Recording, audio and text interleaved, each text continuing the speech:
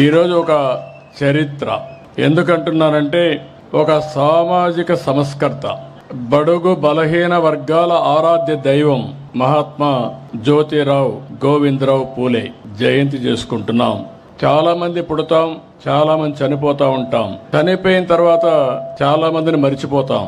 శాశ్వతంగా చరిత్రలో కొంతమందే మిగిలిపోతారు.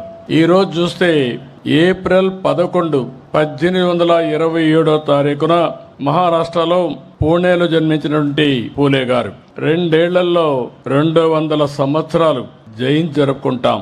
అంటే 200 సంవత్సరాల కంటే ముందు పుట్టిన వ్యక్తిని రోజు రోజుకు గుర్తుపెట్టుకుంటున్నామంటే, వాడవాడలో జయంతి ఉత్సవాలు చేస్తున్నామంటే అది ఆయన చేసిన త్యాగం, చూపించిన స్ఫూర్తి అని మరొకసారి మీ అందరికి విజ్ఞప్తి చేస్తున్నా. సావిత్రిబాయి పూలే గారు తొలి మహిళా అధ్యాపకురాలు. ఇంకో పక్క కుల వ్యవస్థ ఇప్పటి కూడా మనం అనుభవిస్తున్నాం. వివక్షత ఉంది. అందుకనే ఈరోజు ఎస్సీ ఎస్టీ అట్రాసిటీ యాక్ట్ వచ్చింది. రేపు ఎల్లుండో వెనుకబడిన వర్గాలను అవమానం చేయకుండా బీసీ ప్రొటెక్షన్ యాక్ట్ కూడా తీసుకొచ్చే బాధ్యత ఈ ప్రభుత్వం తీసుకుంటాం.